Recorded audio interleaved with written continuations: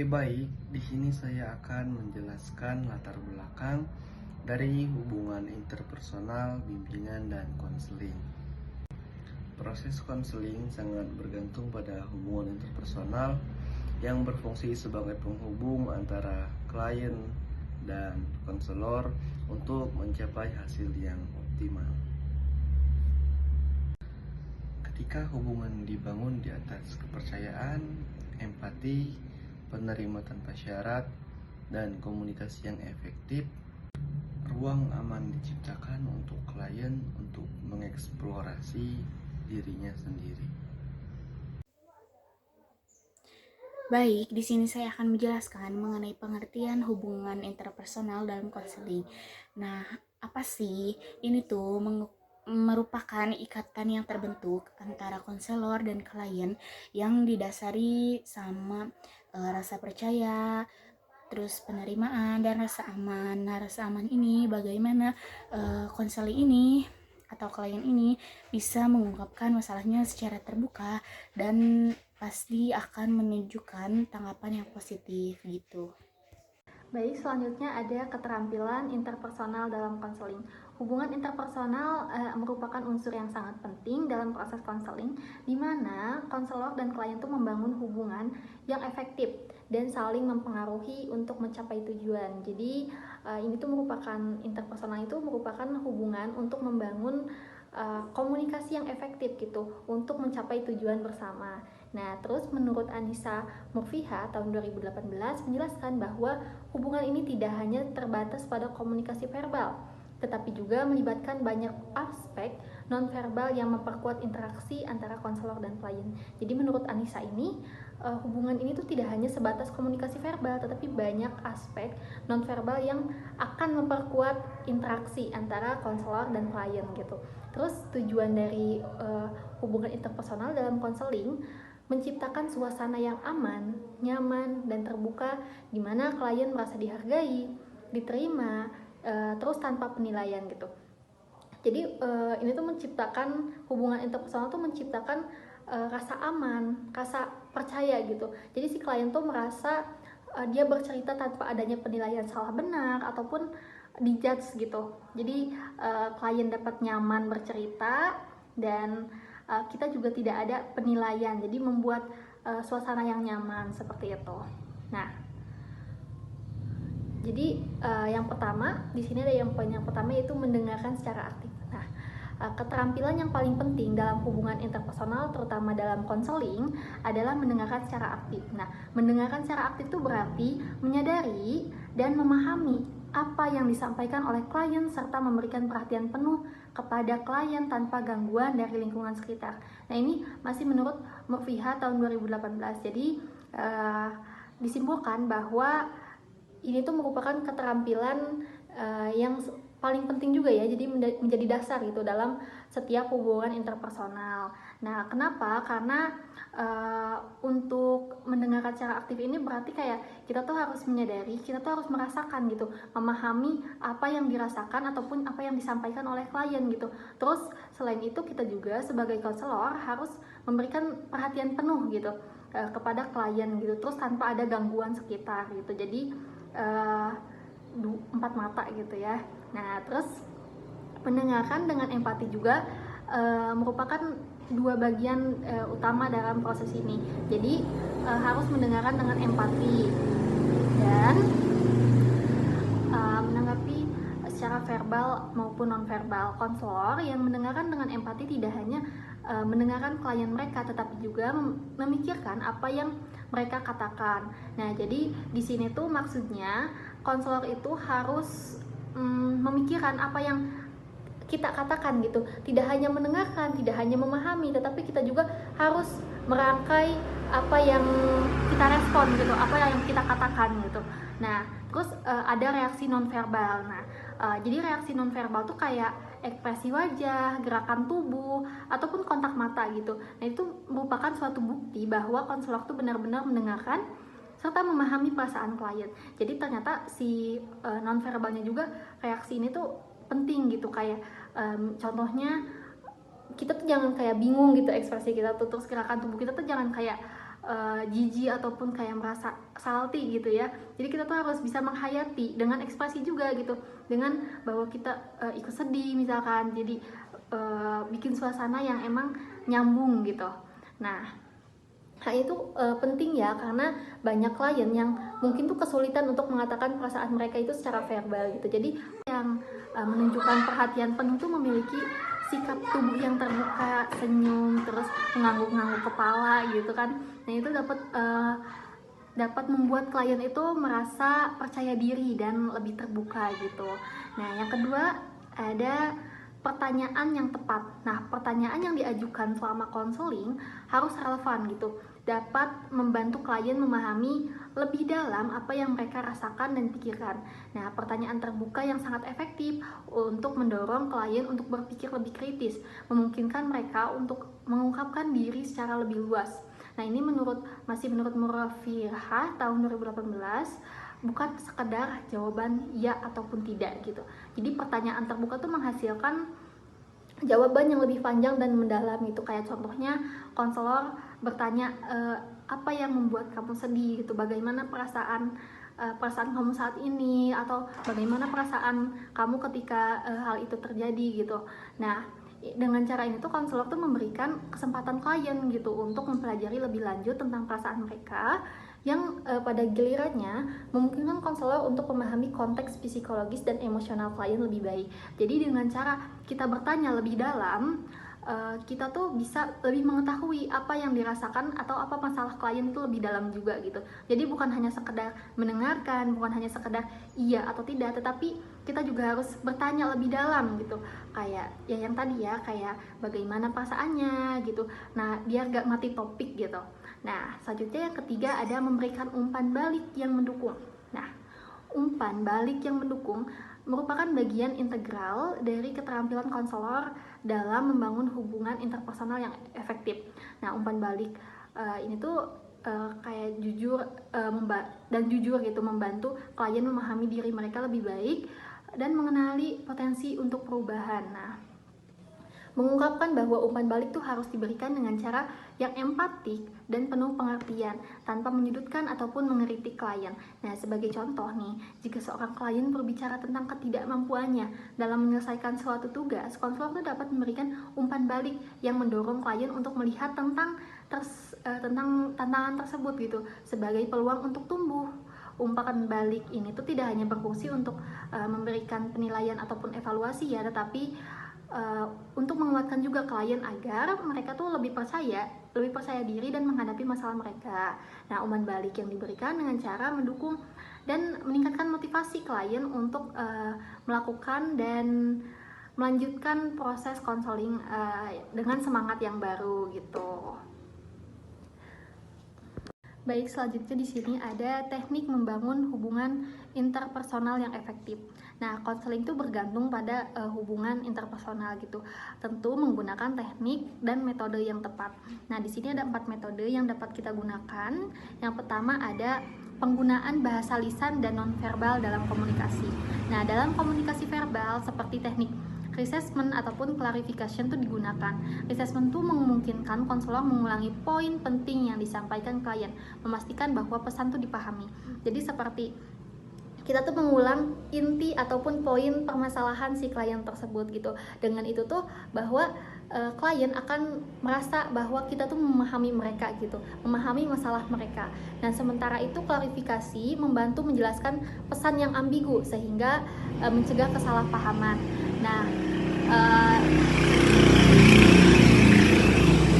dengan cara apa? Dengan cara bahasa yang sederhana, fokus, empatik tuh, terus menunjukkan bahwa kita tuh sebagai konselor benar-benar memperhatikan klien gitu. Terus kalau yang nonverbal tuh kayak gimana sih? Jadi kayak sikap tubuh ya, kayak ekspresi wajah, kontak mata. Nah, ini tuh merupakan bagian komunikasi nonverbal. Nah, misalnya kayak membuat klien tuh merasa nyaman dan mendukung keterbukaan mereka dengan kayak duduk secara dengan postur tubuh terbuka, terus menunggu ataupun tersenyum dengan tulus gitu, tersenyum, ngangguk-ngangguk. Nah, itu merupakan sebuah komunikasi nonverbal ya. Bahkan studi juga mengatakan bahwa komunikasi nonverbal tuh seringkali malah berdampak lebih besar dibandingkan komunikasi verbal gitu. Jadi jangan diabaikan ya komunikasi nonverbalnya gitu. Nah, terus yang kedua ada empatik dan penerimaan positif tanpa syarat atau unconditional positive regard gitu. Nah, itu menunjukkan empati berarti memahami secara mendalam perasaan dan perspektif klien gitu, yang membantu mereka merasa diterima tanpa prasangka. Jadi menunjukkan empati itu agar si klien tuh merasa diterima gitu dan tidak merasa dijudge ataupun nggak merasa diprasangka buruk gitu sama si konselor. Nah, konsep ini tuh diperkenalkan oleh Carl Rogers dan menekankan betapa pentingnya bagi konselor tuh untuk memahami klien apa adanya gitu. Jadi tanpa memandang apapun, apalagi latar belakang gitu, mau latar belakang masalah ataupun latar belakang kliennya. Jadi kita nggak melihat gitu ya. Nah, terus penjemputan ini meningkatkan kepercayaan klien dan membuat mereka tuh merasa dihargai. Nah, ini sangat penting ya. Terus metode refleksi mengulangi atau mengubah perasaan klien dengan cara yang lebih jelas. Misalnya, jika klien mengatakan bahwa mereka frustasi, konselor dapat menanggapi dengan mengatakan, saya mendengar bahwa Anda tuh merasa sangat frustasi ya karena situasi ini.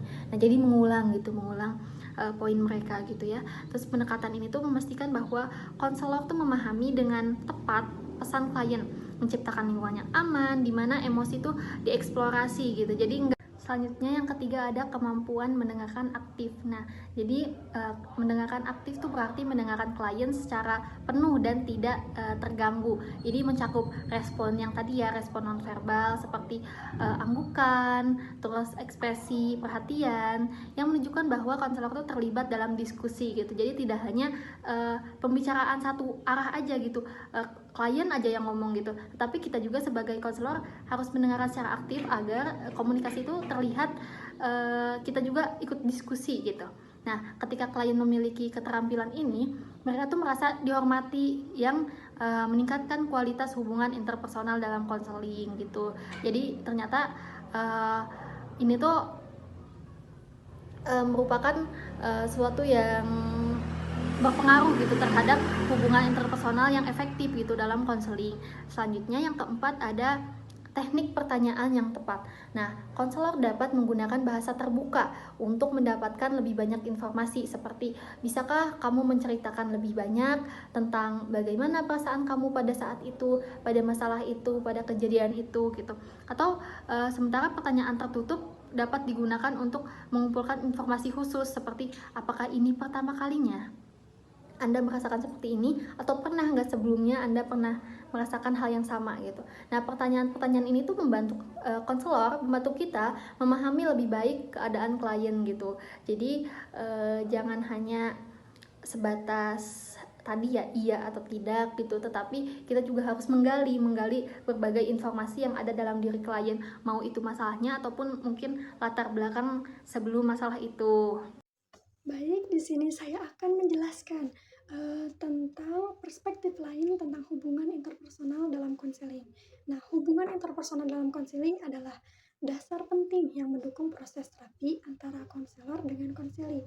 Nah, salah satu pandangan penting tentang hubungan ini adalah konsep therapeutic alliance. Nah, apa sih atau therapeutic alliance itu apa sih?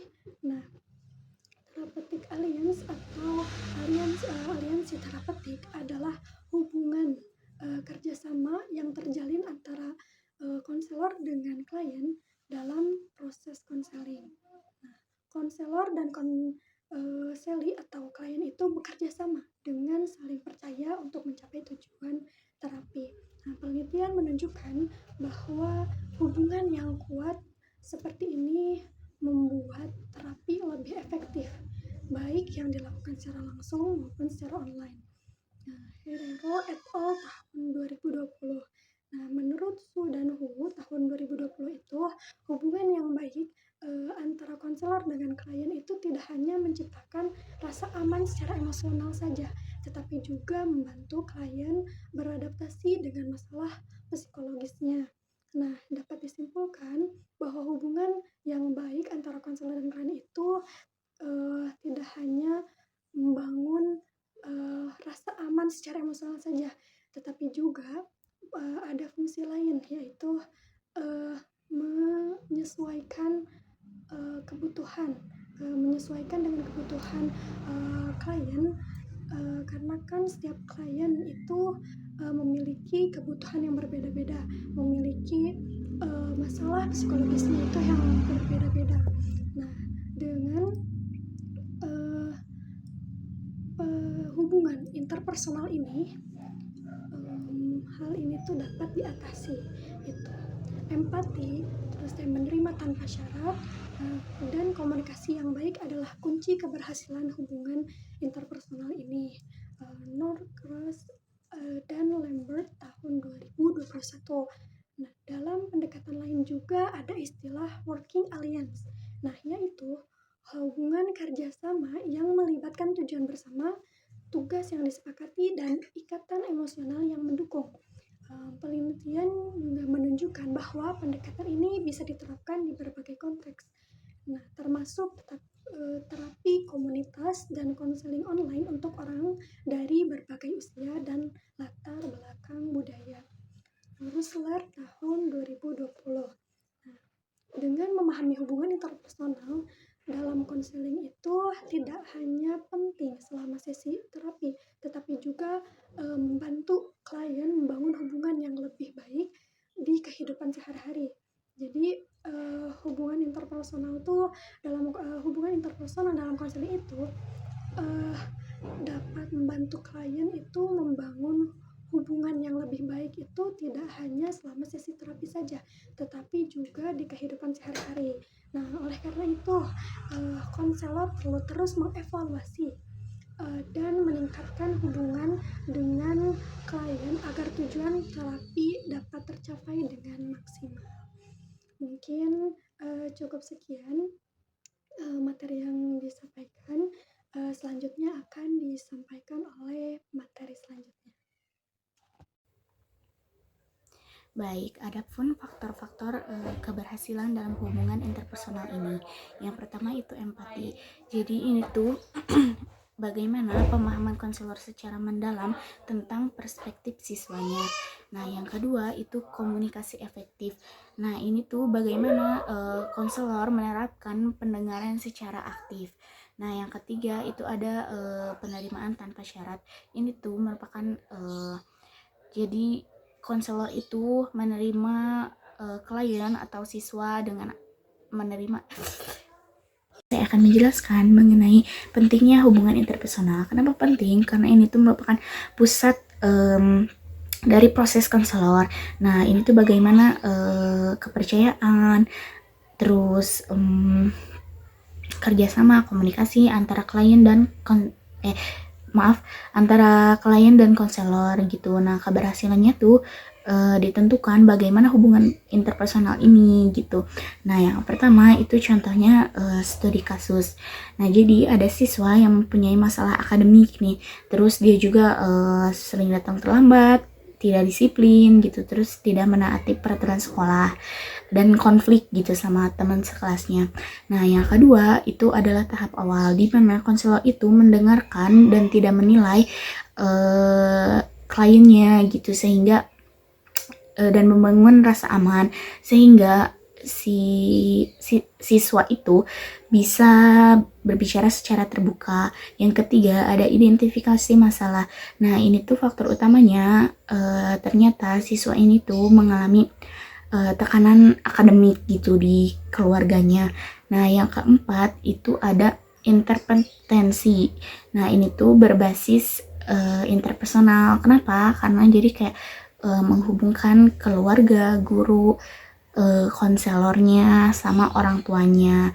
Nah, ini tuh bisa membantu siswa itu dari tekanan akademik gitu sama orang tua. Yang kelima itu ada hasil. Kalau misalkan hasilnya menunjukkan positif, berarti hubungan interpersonal ini bisa meningkatkan kepercayaan diri, menyebabkan perubahan perilaku gitu, kayak yang tadinya nggak disiplin jadi disiplin, kayak yang tadinya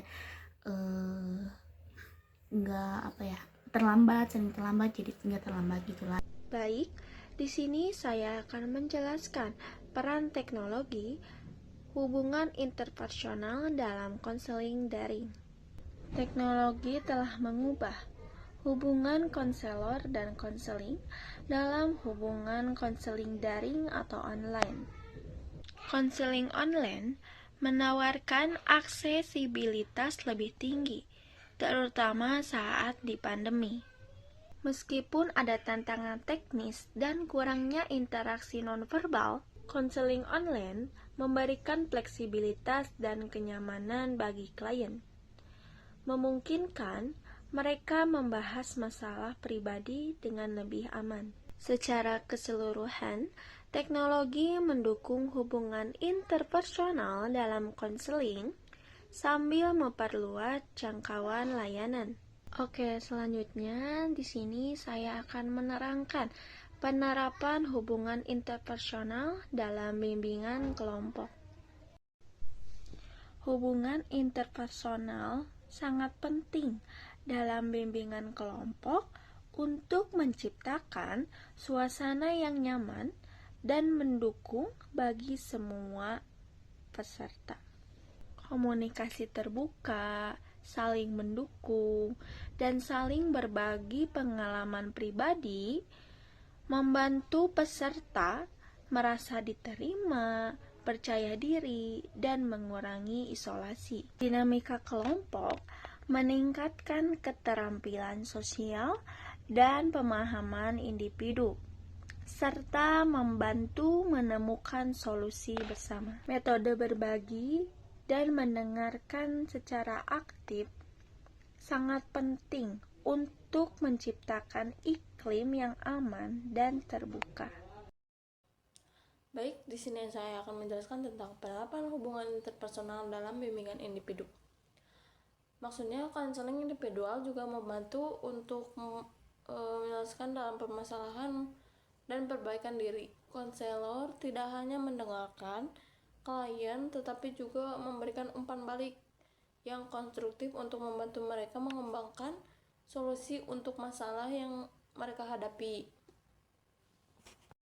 Nah, penerapan hubungan interpersonal dalam bimbingan individu sangat penting untuk menciptakan suasana yang kondusif dan efektif. Perlu dibangun atas dasar kepercayaan. Bimbingan juga perlu bersikap jujur dan terbuka dalam berkomunikasi, serta menghormati privasi dan kerahasiaan klien.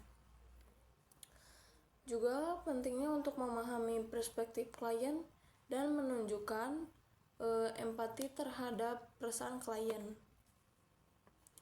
Dan yang selanjutnya, harus berfokus pada apa yang klien katakan, menunjukkan minat dan memberikan umpan balik yang menunjukkan kita paham terhadap apa yang dibicarakan klien. Kita juga harus memberikan umpan balik dengan cara yang positif dan mendukung. Bimbingan juga perlu mendorong si klien untuk berbagi ceritanya, berbagi pikirannya dan perasaan mereka, serta memberikan informasi dan perspektif yang bermanfaat.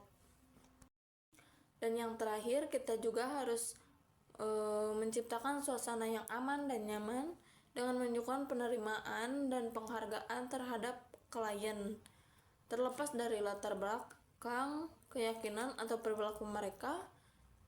Juga menghormati batas pribadi klien, baik fisik maupun emosi, agar membuat klien merasa aman dan nyaman untuk mengeksplorasi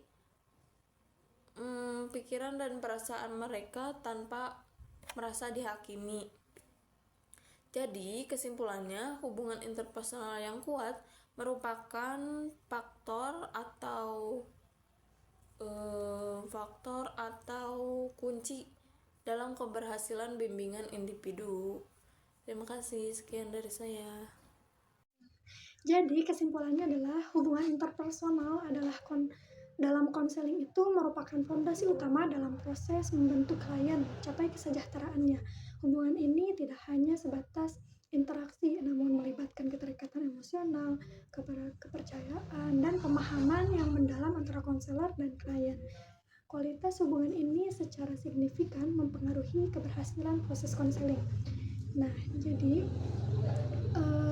dalam hubungan ini itu tidak hanya sebatas interaksi saja, namun ada keterikatan emosional, membangun kepercayaan, dan membangun pemahaman antara konselor dan konseli atau klien. Nah, karena apa? Karena mempengaruhi keberhasilan proses konseling. Yang kedua adalah keterampilan interpersonal yang efektif. Nah, kunci dalam membangun hubungan interpersonal yang kuat itu adalah dengan mendengarkan aktif, empati, kehangatan, keautentikan, dan penerimaan tanpa syarat. Nah, keterampilan ini juga memungkinkan konselor menciptakan suasana aman dan mendukung, di mana klien merasa bebas mengeksplorasi pikiran dan perasaannya. Nah, dan yang ketiga itu adalah teknik membangun hubungan interpersonal yang efektif itu mencakup berbagai strategi, mulai dari menciptakan suasana yang nyaman, memberikan perhatian penuh kepada klien, hingga menggunakan bahasa tubuh yang mendukung. Nah, selain itu, penting bagi konselor untuk memahami kerangka referensi klien dan menyesuaikan pendekatannya. Yang keempat adalah perspektif lain mengenai hubungan interpersonal dalam konseling itu menyoroti pentingnya budaya, gender, dan identitas dalam membentuk dinamika hubungan. Konselor perlu sensitif terhadap perbedaan ini dan menyesuaikan pendekatannya agar inklusif dan relevan bagi setiap klien. Nah, dan yang kelima itu studi kasus menunjukkan bahwa hubungan interpersonal yang kuat dapat menghasilkan perubahan yang signifikan dalam kehidupan klien. Klien yang merasa terhubung dengan konselor itu cenderung lebih terbuka, terlibat aktif dan dalam proses konseling dan mencapai tujuan yang lebih baik. Selanjutnya, teknologi telah membuka peluang baru dalam konseling, termasuk konseling daring. Meskipun jarak fisik menjadi tantangan, konselor dapat memanfaatkan teknologi untuk membangun hubungan interpersonal yang efektif melalui platform video, konferensi, dan komunikasi tertulis. Nah, jadi dengan memanfaatkan teknologi ini, proses konseling itu tidak hanya bisa dilakukan secara offline saja atau secara langsung, tetapi juga bisa secara online melalui platform video, konferensi, dan komunikasi tertulis. Nah, dan yang terakhir itu penerapan hubungan interpersonal dalam bimbingan kelompok dan individu. Nah, memiliki karakteristik yang berbeda. Dalam bimbingan kelompok, konselor itu perlu memfasilitasi interaksi antar anggota kelompok dan membangun rasa saling percaya. Nah, sementara dalam bimbingan individu itu fokusnya adalah pada hubungan satu-satu antara konselor dan klien. Mungkin cukup sekian yang dapat disampaikan.